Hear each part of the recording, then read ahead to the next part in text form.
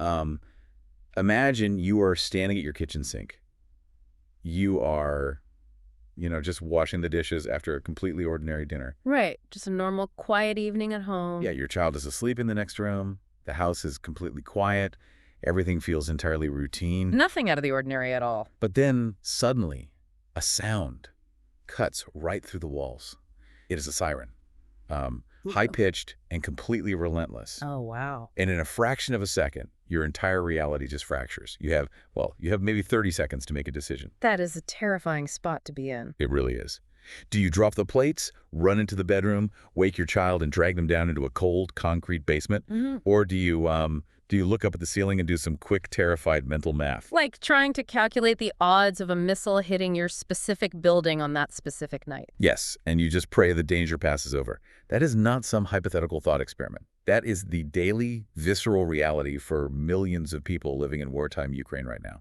It is a heavy, heavy reality to think about. Welcome to Reformed Thinking. Today, we are taking a deep dive into two very different sources that share a striking, almost haunting thematic core. Yeah, we have some really fascinating material on the desk today. We do. On one side, we have a recent sociological text. It tracks the modern architecture of air raid apps, alert fatigue, and subterranean shelter culture. And right next to it, we have a historical and theological manuscript. This text takes this precise modern survival instinct and traces it all the way back to ancient Babylon. Right, looking specifically at the biblical concept of the watchman from the book of Ezekiel. Our mission today is pretty straightforward. We want to analyze the mechanics of preparedness. We want to see how a nation physically alters its daily habits to survive falling metal. And then we will look at the theological argument that this physical crisis actually mirrors a permanent spiritual reality. It's a massive topic. It is, but before we get into the ancient texts or the psychology of smartphone apps, we really need to establish the facts on the ground. Yeah, we need a baseline. So can you lay out the immediate scale of the threat in Ukraine?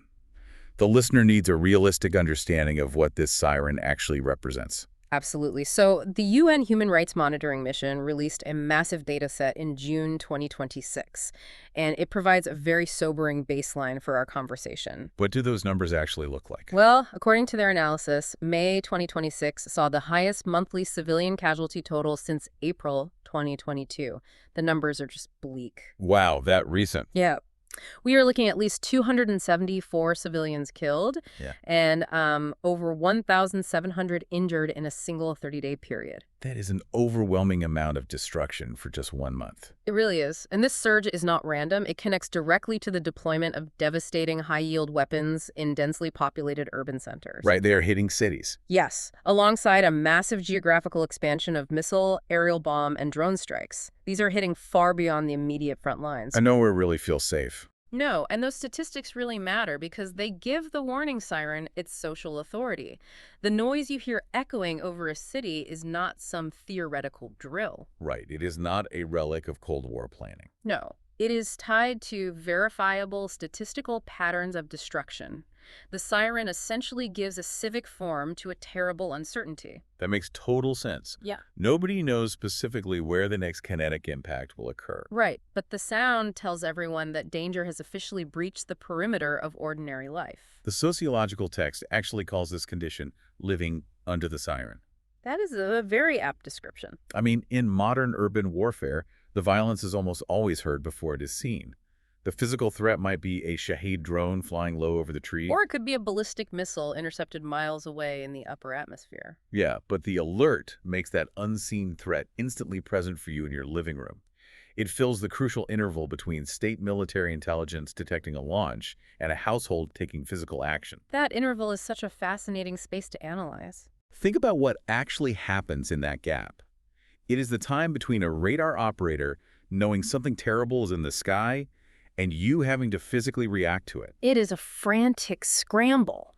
The text describes the siren as a literal form of architecture. It actually rearranges the physical space of a home and the chronological schedule of a family. You literally stop seeing your house as a place of rest. You start evaluating it based on blast logic. Yes, you look at your beautiful floor-to-ceiling windows and suddenly see them as fragmentation hazards. And the source notes how this warning system had to evolve incredibly fast. Because of the limitations of the old system, right? Yeah, when the full-scale invasion started, a large portion of the country relied on old Soviet-era analog sirens. Think about the mechanics of an analog siren mounted on a pole down the street. It has massive physical limitations. It really does.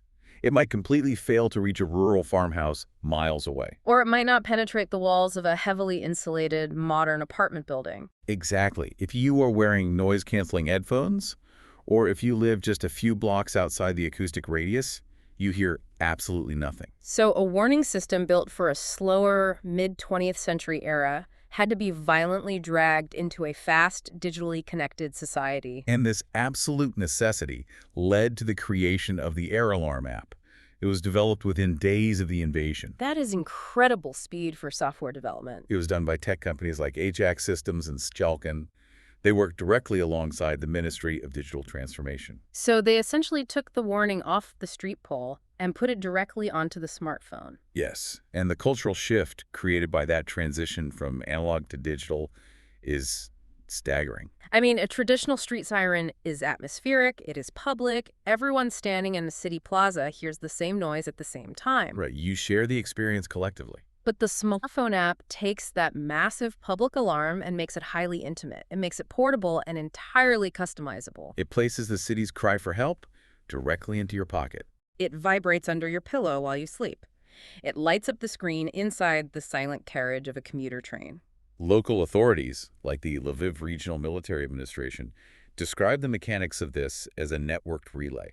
How does that relay work in practice? A military operator receives the radar signal, transmits the data, and the application pushes a high-priority notification to users geolocated in that specific threat area. So the civil defense system suddenly becomes this layered information ecology. You have the outdoor sound echoing off the concrete, the push notification overriding your phone's silent mode, and local telegram channels buzzing with unofficial sighting reports. Plus municipal updates scrolling across your screen and word-of-mouth text messages from neighbors, all happening at the specific same second. The official life-saving warning has to compete with rumors, panic, and the ordinary mundane distractions of modern digital life. I want you to think about that point for a moment. Look at your own phone. Think about the notification sounds you hear every single day. You have a ping for a text message from a friend. You have a pleasant chime telling you your food delivery has arrived. You have a buzz reminding you of a calendar meeting in 10 minutes. Now, imagine adding an air raid warning to that exact same device. The piece of glass and metal you use to scroll social media or play games or look at photos of your family, it is the same device screaming at you to run for your life. By digitizing the threat, you have to ask if it becomes psychologically impossible to ever step away from the war. You cannot leave the warning system at home when you go out to buy groceries. Right. You carry the threat in your pocket. The anxiety is tethered to your body everywhere you go. That tension is very real. And the psychological toll of carrying a customized, constant warning system in your pocket is immense. Because the alert system demands immediate obedience. It wants you to move. But human beings are not programmable machines. You cannot just flip a switch in the human nervous system indefinitely. The sociological source brings in a 2023 study to back this up, right? Yeah. Yes, published in the Proceedings of the National Academy of Sciences. They looked specifically at civilian responses to these government alerts. And what did the researchers find? They found that public responsiveness was incredibly sharp initially. During the early days, when the siren sounded, people sought shelter immediately. They dropped everything and ran. But over time, as the weeks turned into months, that responsiveness declined significantly. This introduces the concept of alert fatigue, which is a major theme in the text. The World Health Organization provided data from February 2026 showing the human cost of this fatigue. Those numbers are heartbreaking. 72% of surveyed people in Ukraine had experienced acute anxiety or depression in the previous year, yet only 1 in 5 actually sought professional help. The system faces a brutal, almost unsolvable paradox. To save lives, the state must sound the alarm frequently. If a missile is detected, they have to push the button. They have to err on the side of caution every single time. But frequent alarms without immediate, visible, nearby impacts teach the human brain to discount the danger. The amygdala, which processes fear, simply cannot sustain a state of peak panic for years on end. It habituates to the noise. That habituation creates a terrifying mental calculation that people are forced to make under extreme duress. You hear the alarm at 3 in the morning, and your brain immediately starts calculating probabilities. You ask yourself, is this missile actually targeting my specific neighborhood, or is it just passing high overhead on its way to another region? How far away is the shelter? How dangerous are the dark stairs for my elderly neighbor who cannot walk well? Should I wake my sleeping child who finally fell asleep after crying for an hour and drag them out into the freezing hallway? Or do I let them sleep and just pray the building holds up? You are asking exhausted, terrified civilians to perform complex risk assessments with incomplete information every single night. And the guilt that comes from making the wrong calculation is really heavy. The text highlights this incredibly raw concept of survivor guilt. A person might feel immense shame for ignoring an alert that later proved deadly for someone else in their city. They think, well, I slept through the siren while families a mile away lost everything. Or, conversely, they might feel guilty for not panicking when others around them are completely paralyzed by fear. It creates a highly fractured psychological landscape where no reaction feels like the correct one. The Reuters account from June 2026 illustrates that fractured landscape perfectly. They documented the experience of a 6-year-old child living in Kiev, right? Yes. Her panic intensified significantly after her family barely survived a drone and missile attack. It physically damaged her apartment building. For that child, the siren was no longer a generic abstract warning to be managed or ignored. The sound bypassed any rational calculation and went straight to physical trauma. It triggered a specific bodily memory of a shattered room, choking dust, and the absolute terror of near death. The alarm itself became the trauma. A resilient society might know the protocols. They might know the fastest route to the basement. But they are still severely wounded by having to walk that route over and over again. When the mental calculation is finally made, and a civilian decides they absolutely must heed the warning, they face a new problem. The immediate practical problem of geography and architecture. Right. Where do you actually go when the sky starts falling? This brings us to the physical reality of the shelters. It is one thing to decide to hide. It is another to find a place that will actually stop a shockwave. The official guidance from davidka.info lays out the protocol very clearly. That is the State Project for Civil Defense, right? Yes. If a proper underground shelter is too far away or unreachable, residents are instructed to use the two-wall rule. The physics behind this are grim but totally necessary. You need to place at least 2 solid walls between your body and the outside environment. The first wall is expected to take the brunt of the kinetic blast, and it will likely shatter, turning the windows into deadly projectiles. The second wall is meant to stop the resulting shrapnel and flying glass from hitting you. This rule completely redefines the home. It turns a domestic space into a defensive bunker. Corridors, windowless bathrooms, and narrow interior hallways suddenly take on a defensive value. People rearrange their furniture based entirely on blast logic. You move a child's bed out of a sunny bedroom and place it in a dark, cramped hallway just to get them away from the glass. But for those who have the time and ability to leave their apartment buildings, the public underground spaces have taken on an entirely new life. The Kyiv metro stations operate as 24/7 shelters during alerts. When the digital siren sounds, the entire transit hub shifts its function. People arrive carrying blankets, laptops, terrified pets, and inflatable mattresses. A second city forms beneath the ground. It is quieter down there, bathed in harsh fluorescent light, incredibly anxious and thoroughly exhausted. Strangers are driven underground together, and private domestic fear becomes highly visible in a very public setting. The domestication of civil defense also extends directly into the classroom. The sociological source argues this is the most heartbreaking aspect of this entire shelter culture.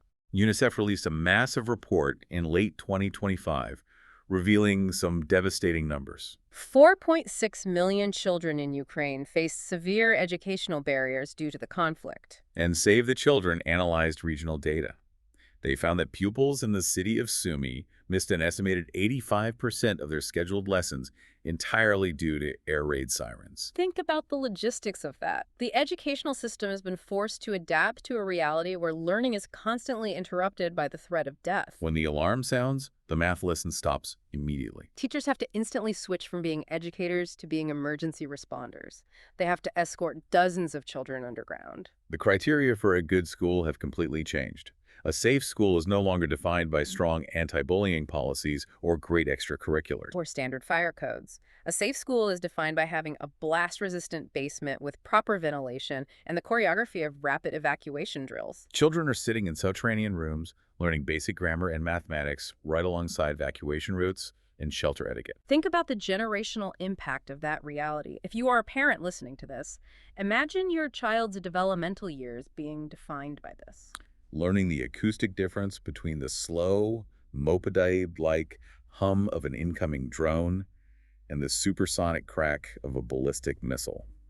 The source text highlights a poignant observation from a teacher working in Mike Alive. She notes that these young children have gained this highly technical, almost military-grade knowledge about warfare. They understand trajectories and payload types, but that technical knowledge does not give them emotional sovereignty over their nightmares. They know specifically how a missile works on a mechanical level, but they are still terrified of the dark. We are looking at an entire society where the digital siren forces the citizen into a posture of constant draining vigilance. Always measuring the physical thickness of concrete and the distance to the nearest stairs. It is exhausting just to conceptualize. I want to pause the sociological discussion right here. We have established this stark, physical reality of warning systems, kinetic threats, and concrete shelters. We definitely have a clear picture of the physical reality now. So I want to use this as a bridge to open up our second source.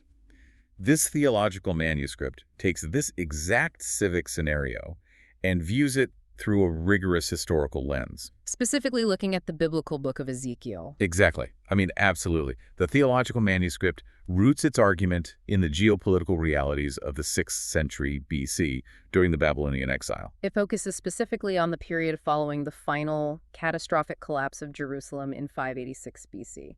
If we want to understand the text, we really have to understand the history.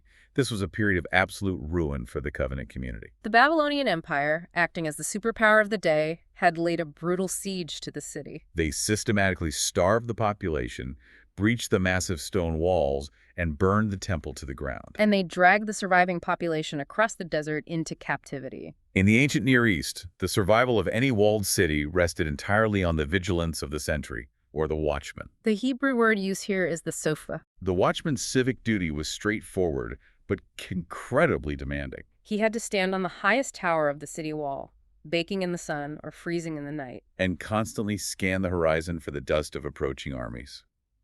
The legal codes surrounding this specific military office were completely unforgiving. If the watchman fell asleep on duty, or if he saw the glint of enemy armor and failed to blow the warning horn, he faced execution for treason. He was held legally and morally liable for the blood of every citizen slain in the attack. However, if he blew the horn loudly and the citizens simply ignored the blast and went about their business, he was legally exonerated. The civic protocol was clear, binary, and universally understood by everyone in Ezekiel's original audience. The specific Hebrew terms the author highlights in this manuscript carry a massive amount of weight. They really bring the text to life. The source points out that Ezekiel uses the word shofar for the warning instrument. A shofar is a rugged, hollowed-out ram's horn.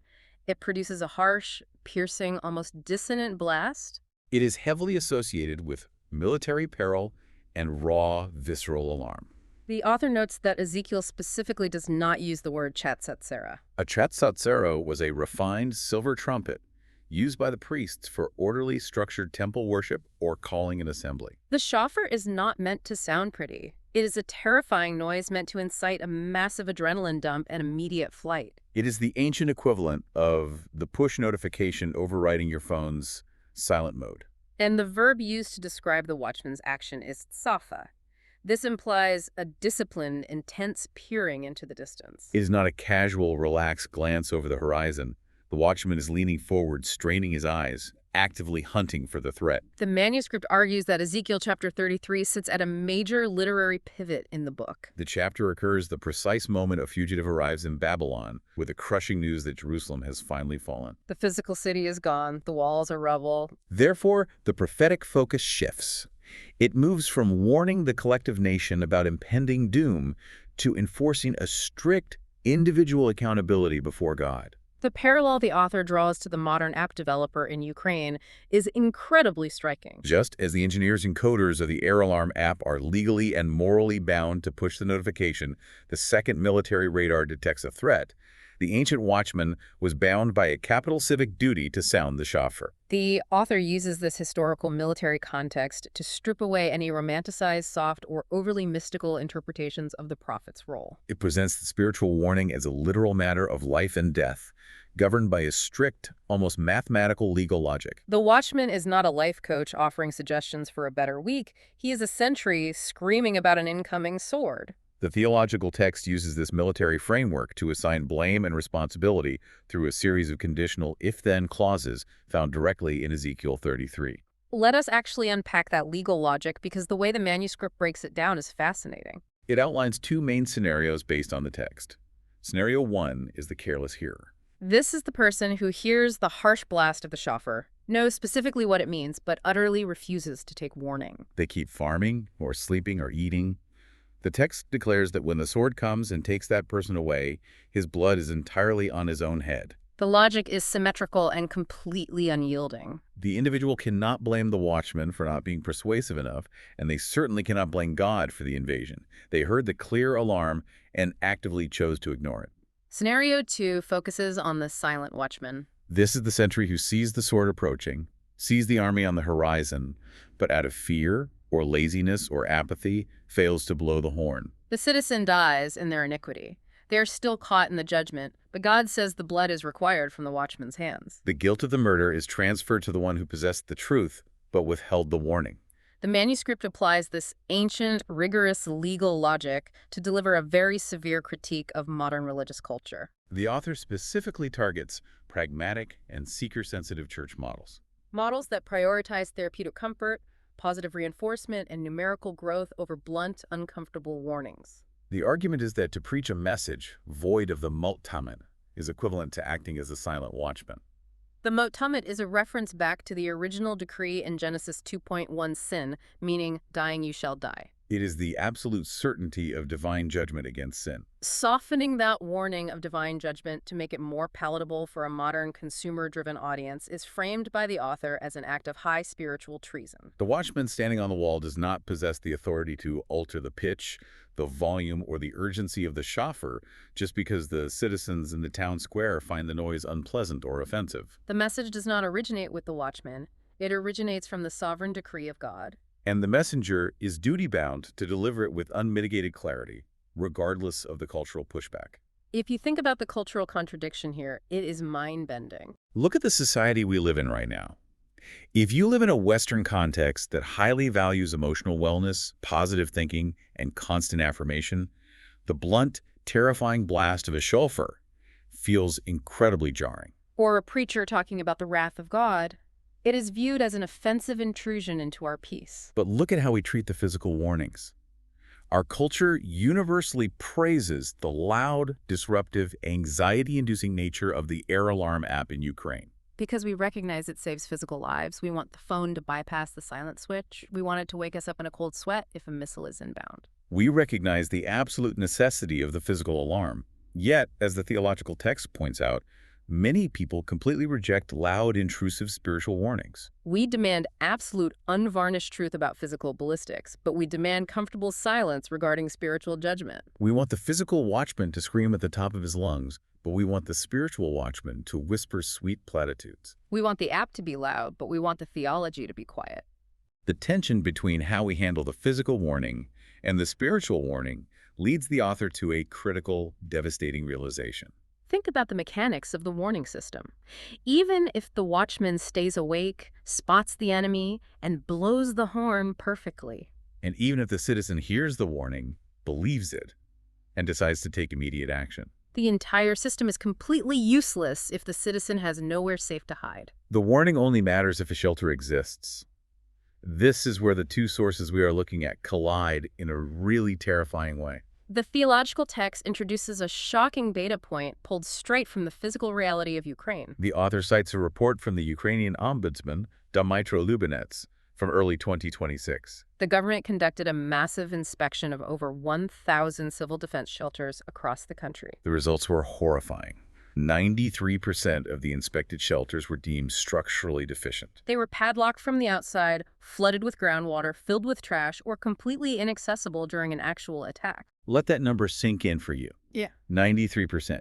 You hear the siren, you make the terrifying mental calculation. You grab your child, grab your emergency bag, run down the dark stairs, sprint across the street while the sky is literally screaming. And when you finally reach the heavy iron door of the shelter, it is padlocked. Or you get inside and the basement is flooded, or the concrete is crumbling. The physical shelter fails you completely in the exact moment you need it most. The theological manuscript takes this 93% failure rate and uses it as a highly precise metaphor for human-made spiritual shelters. The author argues that 100% of the human population hears the warning of mortality. We hear the alarm. We hear it through the slow aging of our own bodies, the quiet but persistent alarm of our conscience. And the undeniable statistical reality of death we see in the external world. We all hear the chauffeur of our own fragility. But when we run for cover, we run to wildly defective shelters. We build shelters out of moralism, believing that our good deeds, our charity, and our polite behavior will act as a blast wall against absolute divine scrutiny. We build shelters of legalism, thinking rule-keeping will save us. We run into the shelters of secular materialism, hoping wealth will insulate us, or the prosperity gospel, hoping positive thinking will deflect the tragedy. The manuscript asserts, leaning heavily on a reformed understanding of human nature, that every single one of these human-made shelters will collapse completely under the weight of ultimate divine judgment. They are padlocked, they are flooded, they cannot stop the sword. The theological conclusion of the manuscript is rooted in a massive, robust Christological framework. The text does not just leave the reader standing out in the open, terrified, outside a locked door while the bombs fall. It presents Christ not only as the flawless watchman who sounds the alarm with total clarity, but as the one who actually provides the ultimate impenetrable refuge. The text argues that any earthly watchman, whether it's the ancient prophet Ezekiel or a modern pastor behind a pulpit, is inherently deficient. An earthly sentry is human. He can fall asleep. He can get distracted by the world. He can fail to convince the people of the danger. And crucially, even if the earthly watchman does his job perfectly, he can only point his finger at the danger. He cannot stop the fort from falling. The manuscript references Zechariah 13.7 to illustrate how Christ solves this impossible problem. Christ steps down from the watchman's tower. He does not just blow the horn, he walks out of the city gates and places himself directly in the path of the oncoming sword. He acts as the substitute. He absorbs the full, unmitigated blow of divine wrath so that the citizens do not have to. That conceptual shift is absolutely staggering when you map it back onto the physical war. Think about the physical realm in wartime Ukraine right now. The government can provide the air alarm app to warn you. They can try their best to pour a concrete basement for you to hide in. But you still have to wake up, grab your boots, and run there yourself. And when you get there, the basement might be locked, or a direct hit with a bunker-busting munition might compromise the structure. The government, no matter how well-intentioned, cannot step in front of the hypersonic missile for you. In the theological framework presented by the second source, the watchman becomes the concrete bunker. He does not just show you the door, he is the door. He absorbs the blast entirely to ensure the absolute safety of everyone hiding inside. Both the physical reality of the war and the spiritual reality of the biblical text force the individual into a very tight corner where passive neutrality is mathematically impossible. You cannot negotiate with a falling ballistic missile. And according to the theological text, you cannot negotiate with the perfect standard of divine justice. You either find a true test shelter or you face the consequences fully exposed to the sky. Both of the sources we examine today demand a response from the reader. They do not allow for idle consumption of information. The sociological text shows how an entire nation reorganizes its whole existence, its architecture, its educational systems, its sleep patterns, its daily commutes, all to respond to a physical warning. The theological text demands an even more radical reorganization of the soul in response to the spiritual warning. The stakes in most scenarios are presented in absolute life or death terms. The physical digital siren warns of temporary kinetic destruction of the body, but the prophetic shofar warns of eternal consequences for the soul. The synthesis of these two realities leaves the individual with a massive weight of responsibility. The warning has been clearly given. The deficient nature of our self-made shelters has been exposed. The provision of a perfect shelter has been defined. The only remaining variable in the equation is the action of the person hearing the sound. As we wrap up this deep dive, there is a lot to consider. I want to leave you with a lingering thought to mull over as you go about the rest of your day. The sources we unpack today outline two very distinct types of alert fatigue. One is the physical, grinding exhaustion of waking up to air raid sirens night after night, the bone-deep weariness of constantly calculating the trajectory of physical danger in a war zone. But the other is a spiritual or existential alert fatigue. This is what happens when we live in a noisy world and become so accustomed to the moral alarms of our own conscience, or the daily realities of our own mortality, that we simply stop seeking a shelter at all. We hear the warning, we see the news, we know the reality of death. But we just roll over, pull the covers up, and go back to sleep. So look at your own life. Are you treating the alarms going off around you with the urgency they actually require? Or have you learned how to sleep right through the siren? Thank you for tuning in to Reformed Thinking.